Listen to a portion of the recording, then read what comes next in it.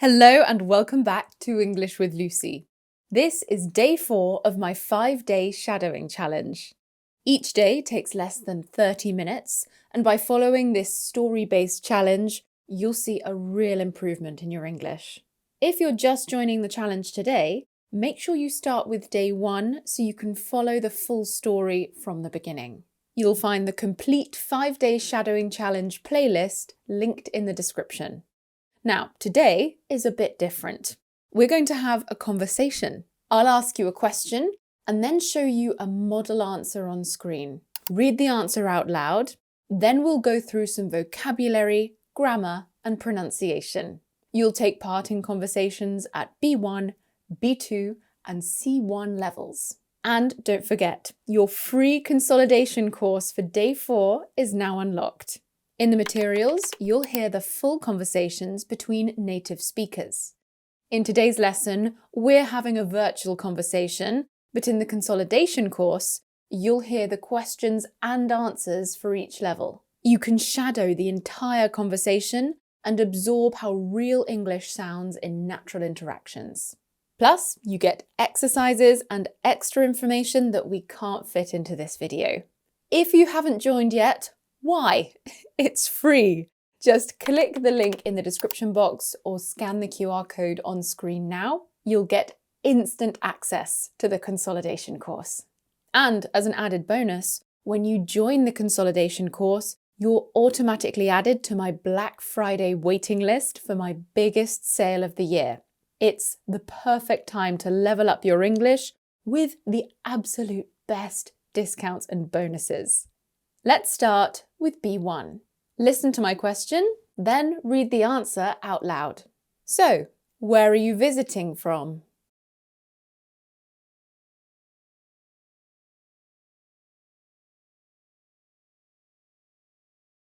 I bet it's a bit quiet here in comparison, isn't it?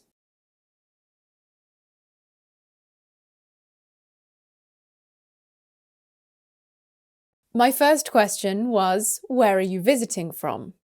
Did you hear that I contracted where are to where'er? R is reduced to which is very common in fast speech. In the answer, we had the phrase a proper holiday. In this sense, proper is an informal adjective meaning real and of a good standard. A proper breakfast is one that fills you up, rather than just a coffee. My next question began with, I bet, an informal way to say, I'm sure, and it ended with a question tag, isn't it? We can add question tags to statements to invite the listener to respond. They're more common in spoken English than in written English. Here we have a positive statement followed by a negative question tag. Many speakers will reduce isn't it to in it, and some will say ain't it. And note that straight here means continuously, with no interruptions. You slept for 9 hours without waking up. In your day 4 consolidation course, you'll hear the complete B1 conversation between 2 native speakers. Listen, shadow, and absorb how real British English sounds in casual chat. Okay, here's my response and question. Read the answer aloud. Wow! I haven't slept for that long for years. Are you staying nearby then?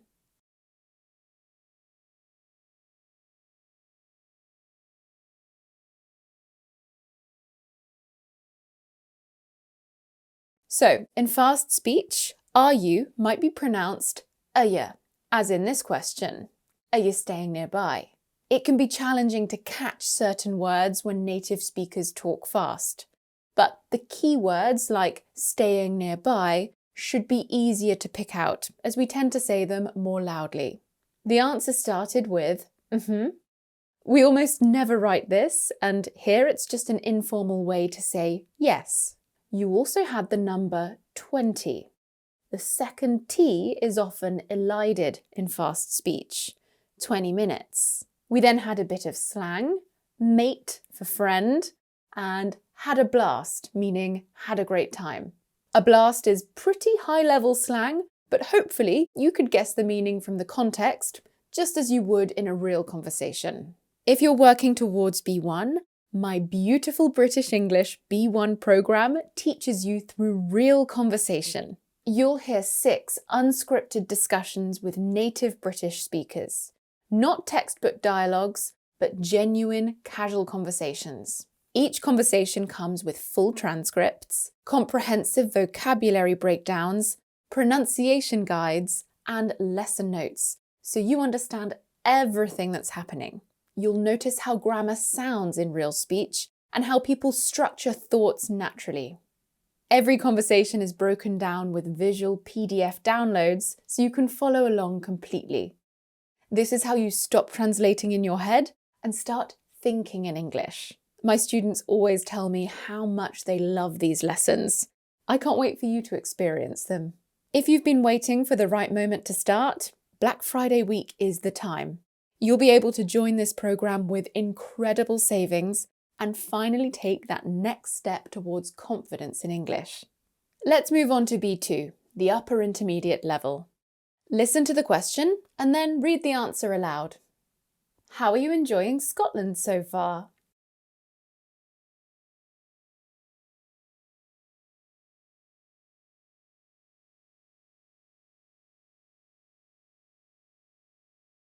We'll look at some interesting features together now. First, I used another informal contraction. How became hour, with the soft w sound to link the words smoothly. How are you enjoying is a common spoken alternative to are you enjoying? How makes it an open question, inviting a longer response, which is important for more meaningful conversations. And another interesting structure? I wish I had more time here. This is wish plus past simple, but it's a wish for the present, something you want to be different now. It's like saying, I'm sorry I don't have more time. Your Day 4 consolidation course includes the full B2 conversation with native speakers. You'll hear natural pronunciation and expressions that textbooks just don't teach. Okay, here is my second B2 level question and your answer. I always feel like that when I'm on holiday. Have you managed to try any local foods?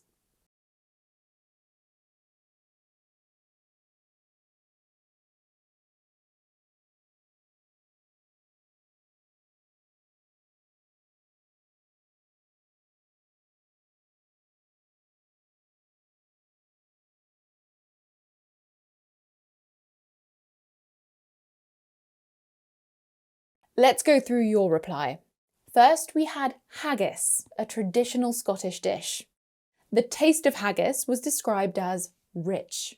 This means strong in a pleasant way and also full of fats, making you feel full quickly. Haggis is often rich in both ways. Next, we had the phrase to make a fool of yourself. This means to do something silly or embarrassing in front of other people. This introduces a short anecdote. Anecdotes are so common in conversations.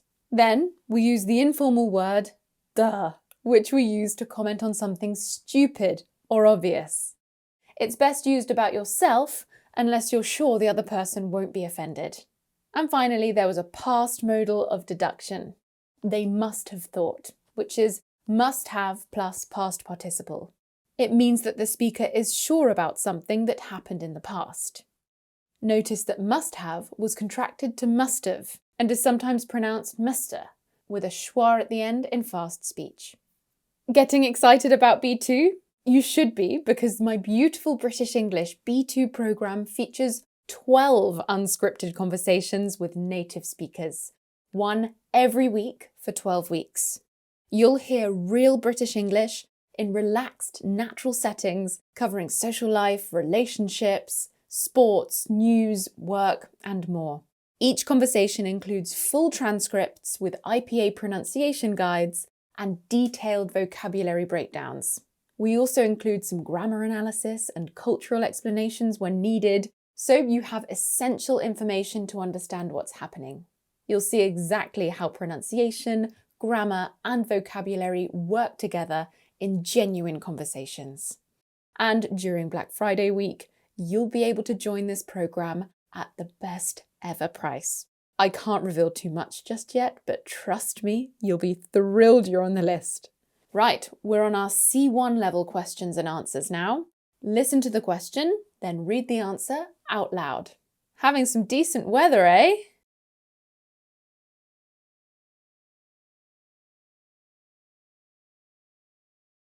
Oh no!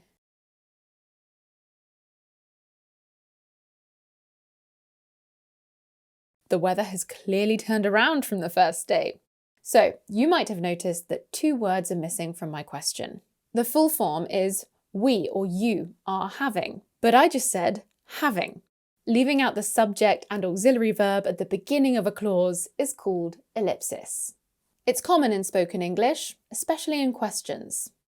I also used another question tag, but this time a very informal one. Eh? In the answer, we also had the informal tag right. They're both common in speech. The answer also contained the contraction gonna, said with 2 schwas, gonna, gonna. And woolly jumpers were mentioned. Jumper is a British word for sweater, and woolly means made from wool, made from sheep's wool normally. Use the vowel sound. Woolly rhymes with fully. Finally, you had lo and behold, which we tend to use humorously to draw attention to something surprising. Say lo and behold with the linking w and weak form of and, un. Lo and behold. In today's consolidation course, you'll get the complete C1 conversation with advanced natural English. Shadow it, absorb it, and see how fluent speakers really talk. There are exercises for you to complete too. Right, ready for the last question and response? Listen, then speak along. Now it's mad for October. So, you met many locals while you've been here?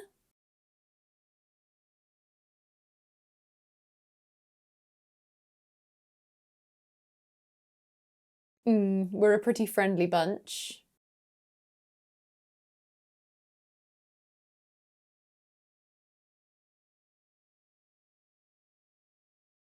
Okay, let's examine the language. Again, we have ellipsis in the question. This time, just the auxiliary, have, is missing. We only tend to omit the auxiliary with questions containing you. The answer features ellipsis too. The full form would be, I met a few locals in the pub, but that repetition is unnecessary as it's clear what and who we're talking about. Did you clock the use of a cleft structure? What surprised me is. Well done if you spotted that. And bunch is an informal word for a group of people. I also want to point out an informal use of come you might not be familiar with. Come autumn means when autumn begins or when it happens. And finally, we have the idiom to be sick to the back teeth, meaning to be very fed up with. At C1, conversation is everything. My beautiful British English C1 program gives you 12 unscripted conversations with native speakers on advanced, thought-provoking topics. Each conversation comes with a complete transcript where sophisticated vocabulary is highlighted and broken down with IPA pronunciation, definitions, and examples. You'll discover new expressions in each section, then explore targeted analysis of what makes that specific conversation powerful, whether it's subtle pronunciation choices or advanced grammar in action. You'll hear authentic dialogues about life changes, property, comedy, debating, careers, freelancing, and more. This is real British English at its highest level, and students say it's one of the most valuable parts of the entire course. And if you're serious about reaching C1 fluency, you'll want to be ready because the countdown to Black Friday has begun, and I promise what's coming will surprise you. It is our biggest discount ever on these courses. Well, look at you, 4 days of learning behind you, all leading up to the big finale, day 5. We'll review every skill you've built, grammar, vocabulary, pronunciation, and conversation, with quick quizzes and a full online exam inside the consolidation course. It's the ultimate test of how far you've come in just 5 days. But before we move on, make sure you access our Day 4 materials and listen back to those full conversations. They'll help you lock in everything you've just learnt. Remember, the consolidation course is free to join. Just click on the link in the description box or scan the QR code on screen now. Right, you're almost at the finish line. Let's end this challenge strong.